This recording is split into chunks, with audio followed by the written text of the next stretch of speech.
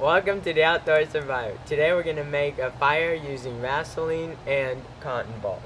Here we have Janine and Dylan as our guests.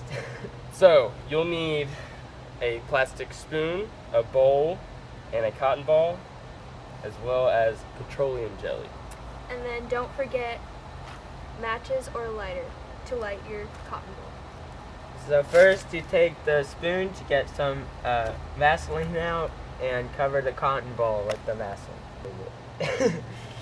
So Dylan's going to put Vaseline on the cotton ball. He's going to use about a third the size of cotton ball of petroleum jelly.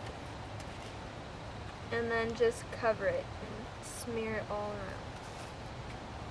So don't put too much Vaseline on the cotton ball, and when you do mix it, use the back of the spoon because it'll mix a lot easier. Now that you got your cotton ball covered in Vaseline, you're ready to try it out and light it.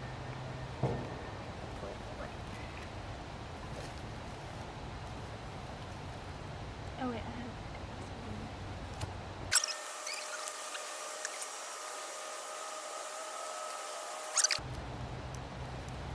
And if you store these, make sure you keep it in a container that is sealed, because if it gets hot, the Vaseline will liquefy and it will be very messy.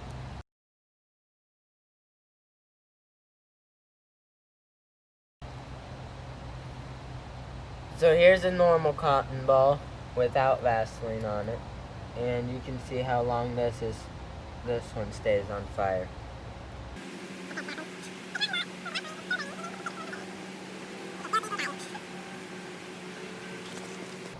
And the cotton ball is still burning, and this one is about to die.